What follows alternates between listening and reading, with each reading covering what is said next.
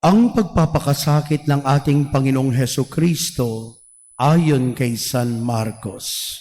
Kinaumagahan, nagpulong agad ang mga punong saserdote, ang matatanda ng bayan, ang mga eskriba, at ang iba pang bumubuo ng Sanedrin. Ipinagapos nila si Jesus at dinala kay Pilato. Tinanong ni Pilato si Jesus, "Ikaw ba ang hari ng mga Hudyo?" Kayo na ang nagsasabi. Nagharap ng maraming sumbong ang mga punong saserdote laban kay Jesus, kaya't siya'y muling tinanong ni Pilato, "Wala ka bang isasagot? Narinig mo ang dami ng kanilang sumbong laban sa iyo." Ngunit hindi na tumugon pa si Jesus, kaya't nagtaka si Pilato. Tuwing pista ng Pasko ay nagpapalaya si Pilato ng isang bilanggo, sino man ang hilingin sa kanya ng taong bayan. Nakabilanggo noon ang isang lalaking nagngangalang Barabas, kasama ng ibang naghimagsik at nakamatay ng nagdaang himagsikan. Lumapit ang mga tao at hiniling kay Pilato na isagawa na ang kanyang kinaugaliang pagpapalaya ng isang bilanggo. Kaya't tinanong sila ni Pilato, "Ibig ba ninyong palayain ko ang hari ng mga Hudyo?" Alam ni Pilato na inggit ang nag-udyok sa mga punong saserdote na dalhin sa kanya si Jesus. Ngunit ang mga tao'y sinulsulan ng mga punong saserdote na si Barabas ang hilinging palayain. Tinanong silang muli ni Pilato, "Kung gayon, ano ang gagawin ko sa taong ito na tinatawag ninyong hari ng mga Hudyo?" Ipako sa krus! Ipako! Ipako! Ipako sa krus! "Bakit? Ano ba ang kasalanan niya?" Ngunit lalo pang sumigaw ang mga tao, Ipako siya sa krus! Ipako siya! Ipako siya! Ipako siya sa krus! Sa paghahangad ni Pilato na pagbigyan ang mga tao, pinalaya niya si Barabas. Si Jesus ay kanyang ipinahagupit at ibinigay sa kanila upang ipako sa krus. Dinala ng mga kawal si Jesus sa pretoryo, ang tirahan ng gobernador, at kanilang tinipon ang buong batalyon. Sinuotan nila si Jesus ng isang balabal na purpura. Kumuha sila ng halamang matinik, ginawang korona at ipinutong sa kanya, at sila'y patuyang nagpugay at bumati sa kanya. Mabuhay! Buhay! Mabuhay ang hari ng mga Hudyo! Siya'y pinaghampas nila ng tambos sa ulo, pinaglulurhan at palibak na niluhod-luhuran. At matapos kutyain, siya'y inalisan nila ng balabal, sinuotan ng sariling damit at inilabas upang ipako sa krus. Nasa lubong nila ang isang lalaking galing sa bukid, si Simon na taga Cirene, ama ni na Alejandro at Rufo. Pilit nilang ipinapasan sa kanya ang krus ni Jesus, at kanilang dinala si Jesus sa lugar na kung tawagi Golgota, ibig sabihin pook ng bungo. Binigyan nila siya ng alak na may kahalong mira, ngunit hindi niya ininom. Ipinako siya sa krus at nagsapalaran sila upang malaman kung alin sa kanyang mga damit ang mapupunta sa bawat isa. Ikasiyam ng umaga nang ipako nila sa krus si Jesus. Sa itaas ng krus, isinulat ang sakdal laban sa kanya, ang hari ng mga Hudyo. 2 tulisan ang kasabay niyang ipinako sa krus, isa sa kanan niya at isa sa kaliwa. At gayoy natupad ang nasasaad sa kasulatan. Ibinilang siya sa mga salarin. Nilibak siya ng mga nagdaraan at tatango-tangong nagsabi, "Di ba ikaw ang gigiba ng templo at muling magtatayo nito sa loob ng 3 araw? Iligtas mo ngayon ang iyong sarili. Bumaba ka sa krus." Kinutya rin siya ng mga punong saserdote at ng mga eskriba, at ang sabi sa isa't isa, Iniligtas niya ang iba, ngunit mailigtas ang sarili? Makita lang nating bumaba sa krus ang Mesiyas na iyan na hari ng Israel. Maniniwala tayo sa kanya. Inalipusta din si Jesus ng mga nakapakong kasama niya at nagdilim sa buong lupain mula sa tanghaling tapat hanggang sa ikatlo ng hapon. Nang mag-iikatlo ng hapon, si Jesus ay sumigaw, Eloi, Eloi, lema sabachthani. Diyos ko, bakit mo ako pinabayaan? Narinig ito ng ilan sa mga nakatayo roon at kanilang sinabi, Pakinggan nyo, tinatawag niya si Elias. May tumakbo at kumuha ng espongha. Ito'y binasa ng maasim na alak at pagkatapos ay inilagay sa dulo ng isang tambo at ipinasipsip kay Jesus. Sinabi niya, Tingnan nga natin kung darating si Elias upang ibaba siya.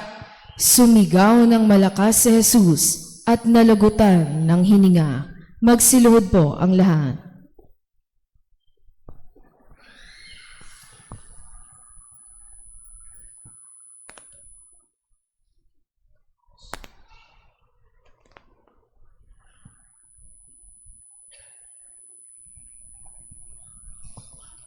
Magsitayo po ang lahat.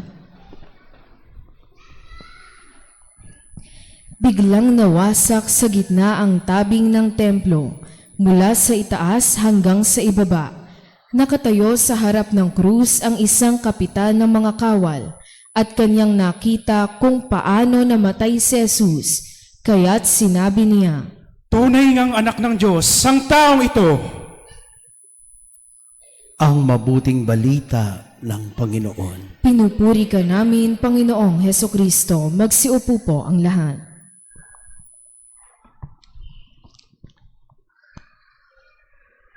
Simula na ng tinatawag na Semana Santa. Lahat nga po tayo sabihin natin Holy Week. Holy Week, Semana Santa.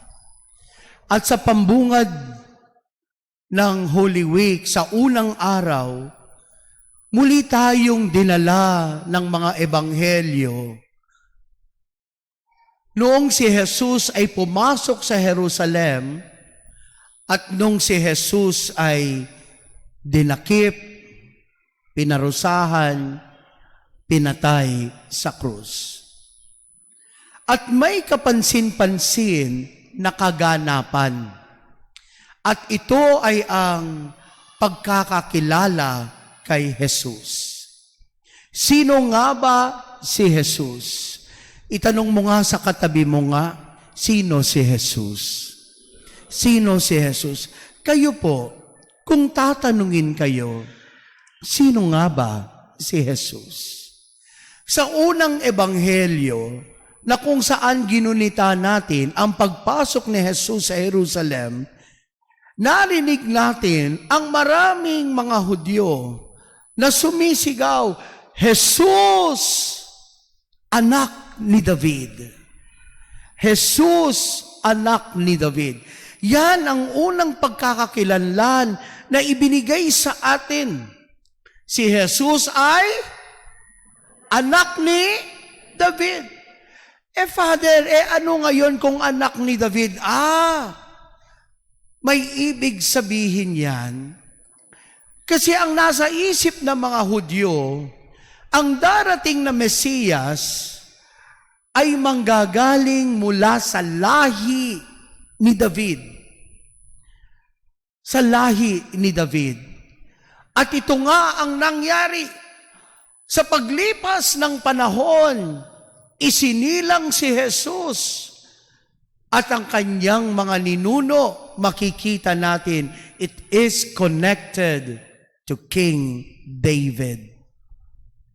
No wonder, ang mga tao nung pumasok si Jesus sa Jerusalem, kumuha ng mga dahon, mga tangkay, mga palaspas, at kanila itong winagayway at sumisigaw, Jesus, Hosanna, anak ni David.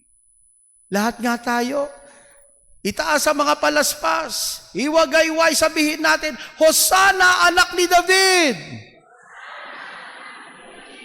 Hosanna, anak ni David. Mas malakas, Hosanna, anak ni David. ganyan na ganyan ang nangyari nung si Jesus ay pumasok. It seems that people were very excited to see Jesus. They were shouting at the top of their voice, Hosanna, anak ni David. Parang sinasabi rin nila, buti na lang dumating na, at last dumating na ang pinakahihintay na Mesiyas. Yun ang unang pagkakilanlan. Ang pangalawa, yung nabasa rin natin sa Ebanghelyo ni San Marcos. Nung si Jesus ay dinakip, pinahirapan, at pinako sa krus, kapansin-pansin na may inilagay doon sa kanyang ulunan, doon sa krus. At ano ang inilagay? Ano yung mga initials? I-N-R-I. Ano po uli? I-N-R-I. INRI. At marami po nagtatanong sa akin, Father, ano bang ibig sabihin ng INRI? Ang ibig sabihin nito sa salitang Latin ay Jesus Nazarenus Rex Iuderum. Jesus Nazarenus Rex Iuderum. Father, sabi mo, I-N-R-I. Jesus, J yun na, hindi naman I. Makinig mabuti. Sa salitang Latin, kapag isusulat mo ang letrang J, hindi mo isusulat ng J. Isusulat mo ito sa letrang I. Kaya nga, INRI. Jesus Nazarenus Rex Iuderum. At ano ang ibig sabihin nito? Sa nabasang ebanghelyo, paulit-ulit itong sinabi. Ano yung sinasabi dito? Jesus na taga Nazaret, hari ng mga Hudyo. Yan ang ibig sabihin. Kinikilala si Jesus na hari ng mga Hudyo. Now, the question is this. Gusto kong pakaisipin ninyo ang itatanong ko.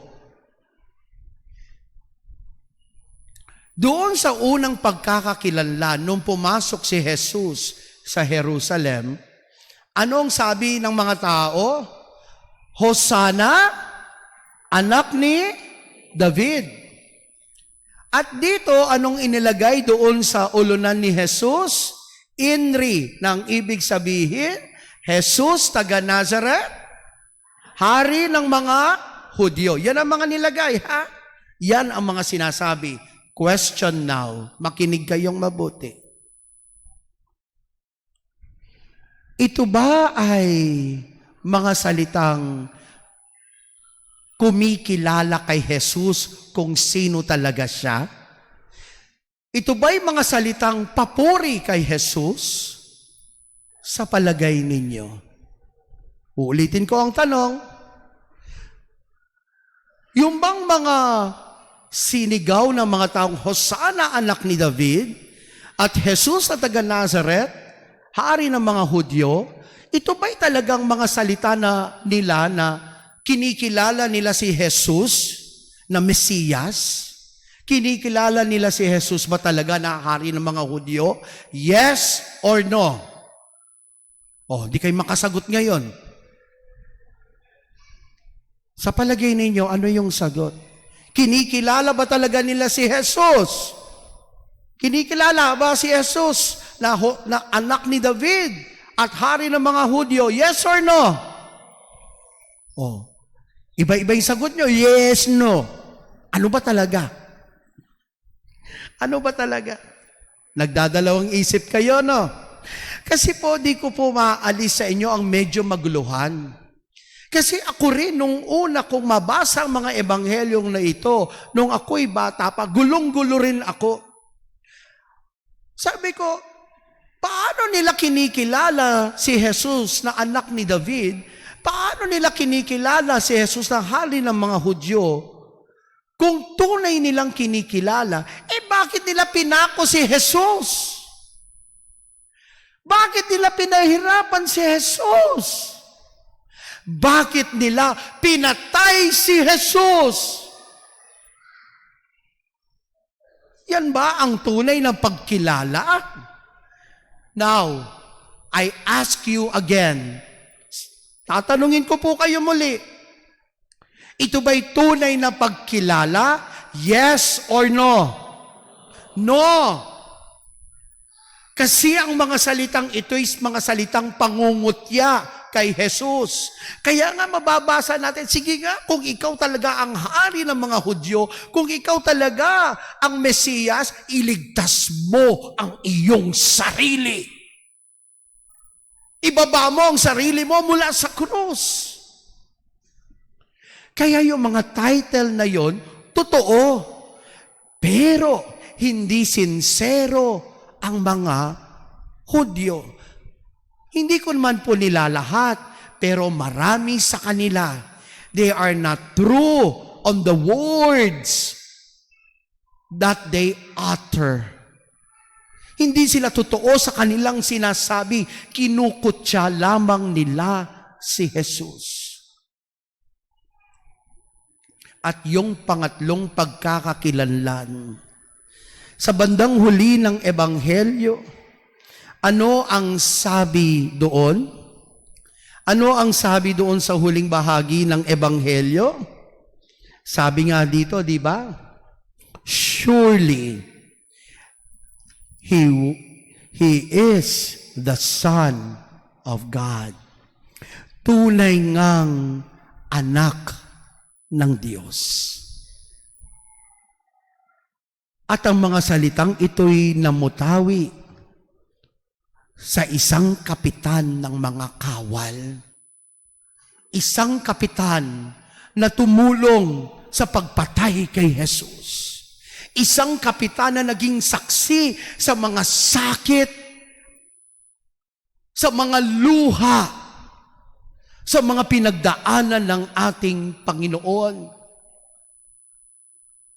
Kung noon, pangkukot siya ang mga naririnig, this time, coming from the mouth of the captain, maririnig natin ang tunay na pagkakakilanlan kay Jesus. Hindi lang siya tao, kundi tunay ngang anak ng Diyos.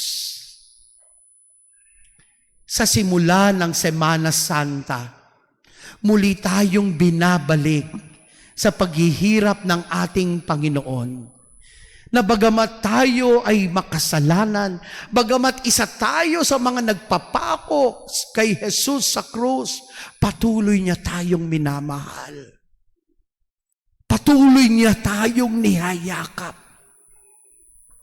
Patuloy niya tayong pinapatawad. Kung kaya't ito rin po ang paanyaya sa atin. Huwag lang natin kilalanin si Jesus na ating Diyos. Ibahagi din si Jesus sa ating kapwa. Lalong-lalo na sa mga taong lumalamlam ang pananampalataya, sa mga taong dumadaan sa pagsubok, sa mga taong hindi na alam ang gagawin sa buhay. And this will be our point for reflection. I am sure, kapag tinanong ka kung sino si Jesus, marami kang magagandang pwedeng sabihin. But at the end of the day, nakikita ba, nararamdaman ba si Jesus sa iyo? Sana mga kapatid, yung mga palaspas na winagayway natin kanina, yung mga salitang binanggit, ating sinigaw, Hosana anak ni David. Hindi lang ito mga salita. kundi mga tunay na salitang nagbibigay papuri at pasasalamat sa Diyos Anak. Amen.